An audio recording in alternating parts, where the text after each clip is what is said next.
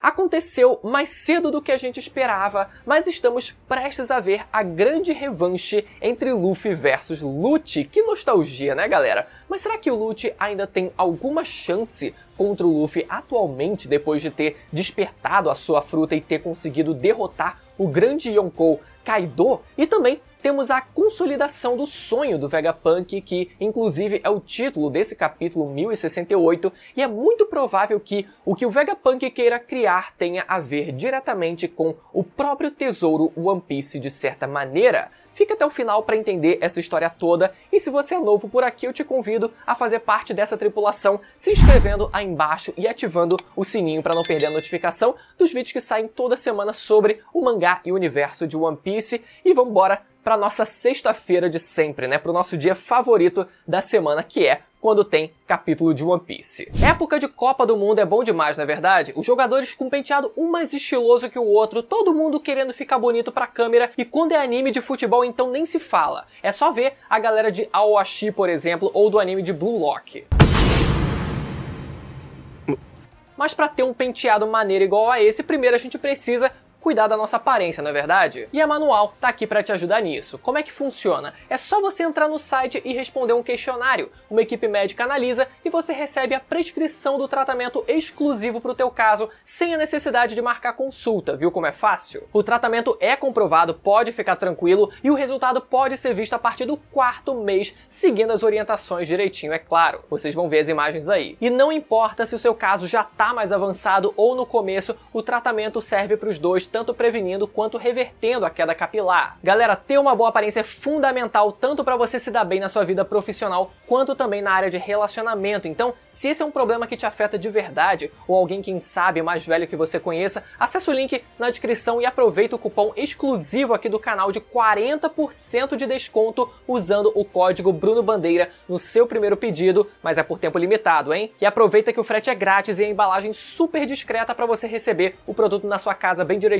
beleza? Confere lá. Vamos lá, galera. A gente começa o capítulo com o Pitágoras, o Punk número 4, né? Tentando negociar com a CP0 para eles devolverem o Serafim e tentando negociar da maneira mais educada, até segunda ordem, depois da gente ver quando aparece a Lilith para desbancar ali a cena, para fazer todo o contraste, toda a virada da cena ali do momento, que foi quando ela realmente abre a boca mesmo e começa a falar um monte, né? Mas foi curioso nessa cena como a gente viu a reação da CP0, e o detalhe muito esquisito nesse momento é o Kako com o nariz aparentemente todo hackeado, prestes a dar um monte de narigada ali no Vegapunk. Eu não sei se realmente é o hack do armamento já pronto para a batalha, ou se foi só questão de design, muito parecido também com o ferreiro Hitetsu lá do arco de Wano, que também tinha essa máscara de Tengu, e parecia, né, que ele tinha uma máscara completamente hackeada, o que não era o caso, na verdade era só uma característica da própria máscara dele. Será que é? Ou não, já que o Kako ele também tá usando uma máscara aqui. E falando em máscara, outro detalhe importante que é o pombo do Lucci usando uma máscara. E é importante a gente lembrar também, inclusive eu postei isso no meu Twitter, né, algumas semanas atrás, que o Oda ele já declarou que os membros mais poderosos da CP0 eles são usuários de máscara. Eu falo usuários já com uma nome, mas eles usam máscaras. E quem tá usando máscara também nessa cena é o próprio pombo do Lucci. Será que ele realmente vai ter uma importância nessa história? Eu acho que pode ser. Eu acho que ele pode dar uma briga boa com o Chopper, mas vamos falar disso daqui a pouco, né? Outra coisa curiosa que eles falam é sobre uns tais navios do governo que estão desaparecendo, que vinham desaparecendo quando atracavam em Egghead. O que é curioso porque todo esse conflito que a gente está vendo com a CP0 indo em direção a Egghead para tentar eliminar o Vegapunk também se dá por outros motivos e não só por esses desaparecimentos desses navios, né? A gente viu que o Vegapunk ele sabia demais e por conta disso que ele está sendo eliminado, que querem eliminar o Vegapunk, e não só por isso, mas a gente vê também como o Serafim do Kuma ele foi chamado de criança problema, ou seja, ele estava dando defeito de alguma forma, então tudo isso foi levando a crer que o Vegapunk realmente precisava ser eliminado, principalmente depois de ter criado os Serafins, né? Então ele estava sabendo demais e isso por si só já seria um motivo. Então será que teria necessidade desses tais navios desaparecendo também serem um outro motivo para ele ser eliminado pelo governo? Ou será que isso vai ser uma desculpa para, na verdade, existir um outro motivo, né, uma outra causa para o desaparecimento desses tais navios do governo. É isso que eu fiquei com a pulga atrás da orelha, né? Se foi realmente algo feito pelo próprio Vegapunk de realmente os navios do governo vieram até aqui e eu tô eliminando todo mundo, tô escondendo todo mundo porque, né, tô tentando me proteger, ou será que realmente foi através de outro motivo que ainda precisa ser revelado? Pode ser. Depois a gente vai para o reino de Kamabaka numa única página nesse capítulo, que é o Kuma desaparecendo em meio ao ar. A gente fica sempre naquela dúvida, né, se o Kuma, ele consegue realmente se teleportar ou ele só se repele tão rápido que parece que ele desapareceu em pleno ar, né? Muito provavelmente é uma questão de velocidade, ele conseguir se repelir ou repelir o ar a ponto de fazer ele conseguir se mover de modo extremamente rápido, né? Mas, pelo visto, é só o Kuma que realmente vai até a ilha de Egghead. Pode ser que demore um pouquinho até ele chegar na ilha final, né? A ilha de Kamabaka fica na Grand Line, enquanto a ilha de Egghead fica lá no Novo Mundo, então pode ser que ele leve um certo tempinho até conseguir chegar. Mas vamos ver, pelo visto, só o Kuma que realmente vai para a ilha Egghead, o que é uma pena, né? Porque a gente queria ver, obviamente, todo o exército revolucionário. Eles até disseram na última vez que eles apareceram que eles estavam juntos nessa e tal, então por mais que o exército revolucionário ele vá se mover, obviamente, por conta do Kuma, né, o que pelo menos é a minha expectativa, não parece que eles vão conseguir chegar a tempo assim como o Kuma. Pode ser que eles só venham, infelizmente, a aparecer num outro arco, quem sabe, mas não na própria ilha. Pode ser que realmente só o Kuma encontre o bando nessa ilha, o que já vai ser muito bom, né, pra gente ter vários dos mistérios aí em torno do próprio Kuma ali serem revelados também. Nisso a gente descobre mais do sonho do Vegapunk, onde ele diz que seria criar um mundo no qual energia gratuita estivesse disponível para todos. O que é curioso nessa hora é a reação do Luffy dizendo: "Pera, mas você quer dar algo para todo mundo assim, de graça? Como assim, né?" E eu me peguei pensando nessa fala do Luffy porque a gente descobriu, né, recentemente, finalmente, o Luffy falando sobre o seu segundo sonho, que seria o seu sonho final, né, depois dele se tornar o Rei dos Piratas. A gente ainda não sabe o que seria isso, mas já deu um indício de que realmente esse tal segundo sonho existe, e a principal expectativa de todo mundo é que o Luffy ele queira fazer uma grande festa, financiar uma grande festa com o mundo inteiro, né? Essa é a principal expectativa, só que isso entraria em conflito com essa fala que a gente vê do Luffy e outras falas do Luffy também, né, de não ser um herói, de não querer dividir a carne com outras pessoas, como foi lá na Ilha dos Tritões, e agora ele questionando o Vegapunk querendo compartilhar energia de graça com outras pessoas. Então será que o Luffy ele realmente estaria disposto a financiar uma grande festa para o mundo, né, dividir bebida, dividir carne com o mundo inteiro assim, de forma tão gratuita? Talvez ele não queira financiar a festa, mas pode ser que ele ainda queira realizar essa festa, que essa festa exista, mas que ele não vai financiar a festa não, ele não vai bancar a festa não. Cada um vai ser que nem, ó, festa americana, né? Cada um traz um pouquinho aí, e aí sim a gente pode fazer essa tal grande festa. Mas seguindo, o Vegapunk ele explica que, geralmente, guerras são travadas por conta dos recursos naturais para gerar energia. E se as pessoas abrissem os olhos, existe energia em todo o nosso entorno.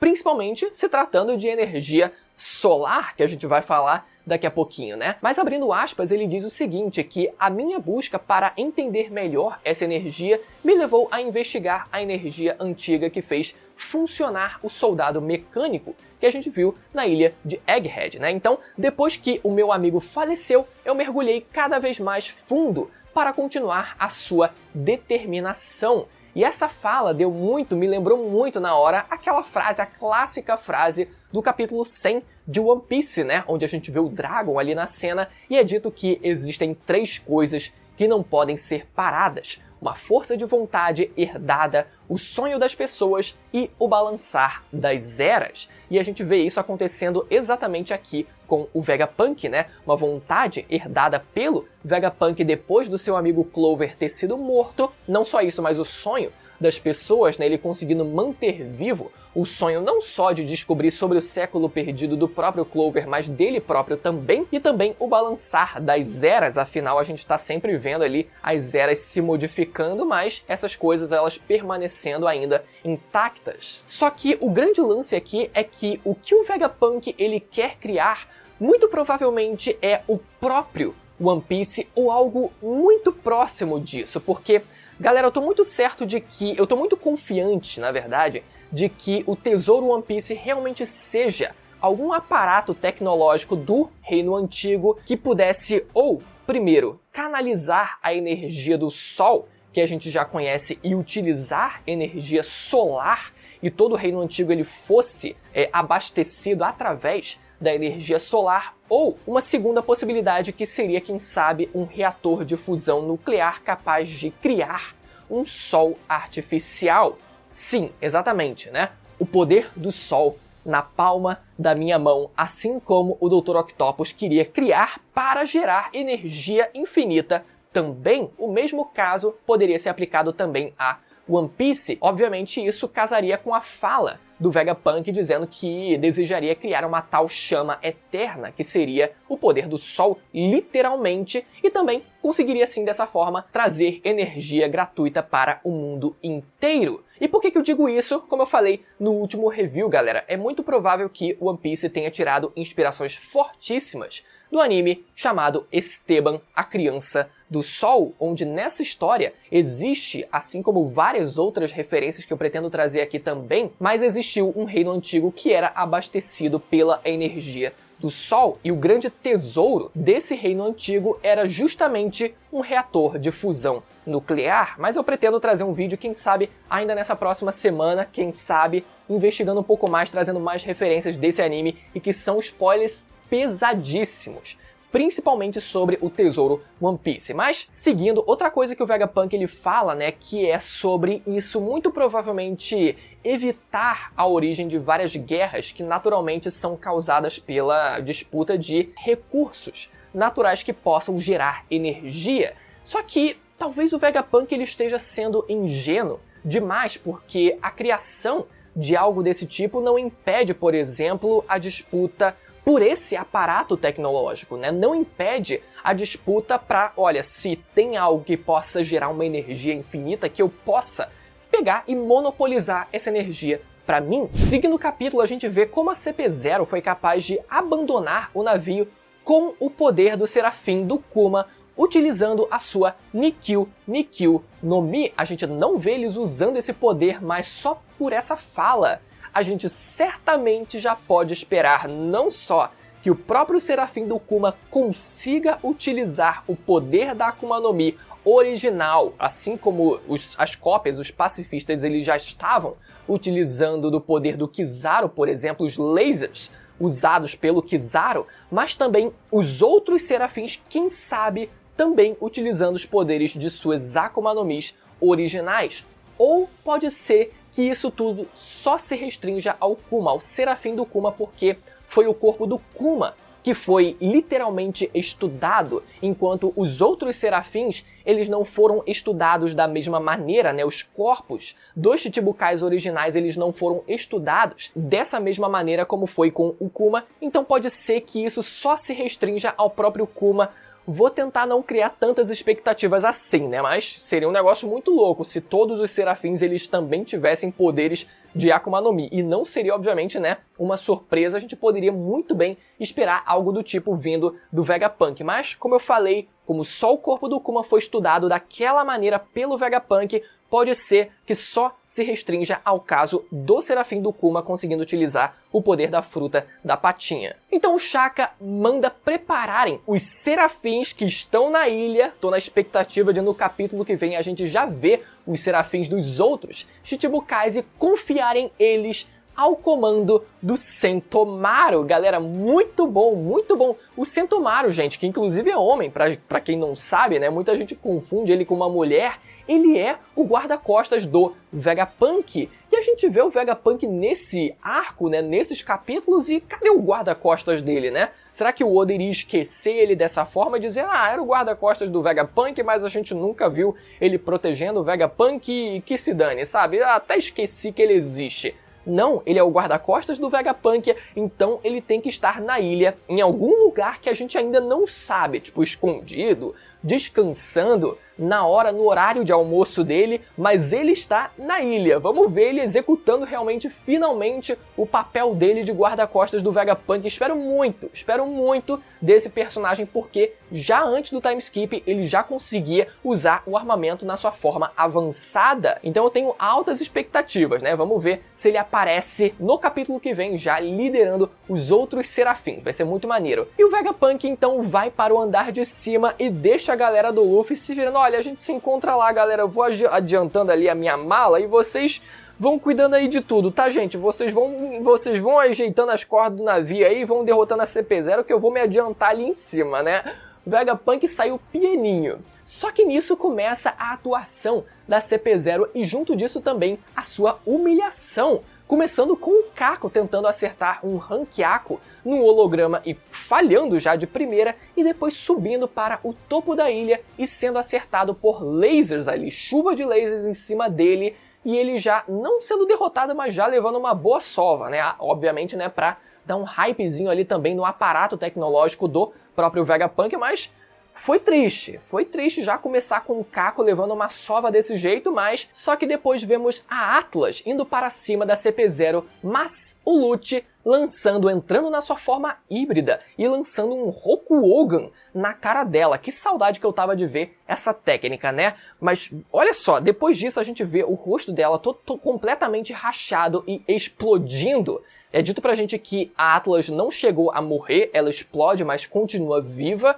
Ok, depois ela provavelmente vai ser consertada, mas o curioso é que a gente viu o golpe acontecendo, o rosto dela rachando e depois ela explodindo como se fosse resultado de armamento avançado, sabe? De aquele efeito de nada acontecendo a princípio, mas depois a explosão acontecendo ali na parte de trás. Mas vamos com calma aqui. Primeiro, foi dito pra gente no Vivre Card da CP9, na CP9, que todos os membros, com exceção de 2, que eram o Nero e o Spandan, que eles possuem o armamento e também a observação, que eles adquiriram o armamento e a observação. Ficou meio implícito que, na verdade, a CP9 eles desenvolveram essas técnicas durante o time skip, né? E não que eles já tivessem essas técnicas antes do time skip. Isso porque a gente viu ali o Kako ali com seu nariz de armamento, enfim. Mas isso abriu a possibilidade de interpretação para que, pelo menos, a técnica do Rokuogan que o Lute ele usa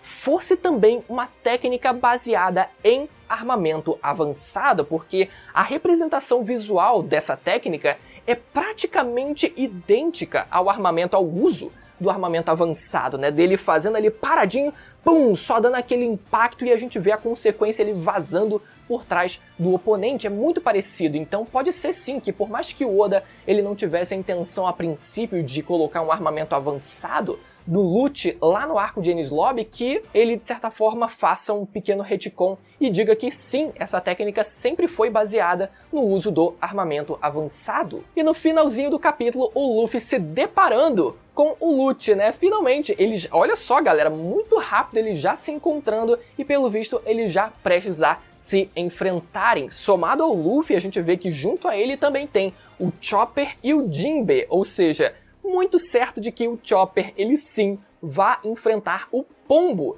do Lute, usuário da máscara ali, provavelmente usuário de Akuma no Mi também, se Deus quiser vai dar uma boa briga com o próprio Chopper e também o Jinbe ali, quem sabe lutando contra o Kako e a Stussy, né? Se não um, mas contra os dois ali, quem sabe, né? O Kako já quase foi de base, então já não vai ser muito problema, mas a gente tem a Stussy ali pra o Jinbe dar um caldo gostoso, né? Vamos esperar pra ver as batalhas acontecerem já no próximo capítulo, mas, galera, com os serafins do Vegapunk já aparecendo no próximo capítulo junto do Sentomaru, já o Kako quase indo de base, só restando praticamente o Lute e o pombo dele ali, e a Stussy não vai ser um problema muito grande. Sinceramente, galera, é muita gente pra CP0 conseguir dar conta e a coisa tá muito feia pra eles, né? Obviamente o Lute ele vai ter um nível, ele vai ter evoluído, vai ter sim, com certeza, crescido durante o time skip, mas eu não acho que ele vá passar de uma dificuldade média para baixa contra o Luffy. Mas a gente pelo menos tem ainda o Serafim do Kuma para ver se ele dá alguma ajuda aí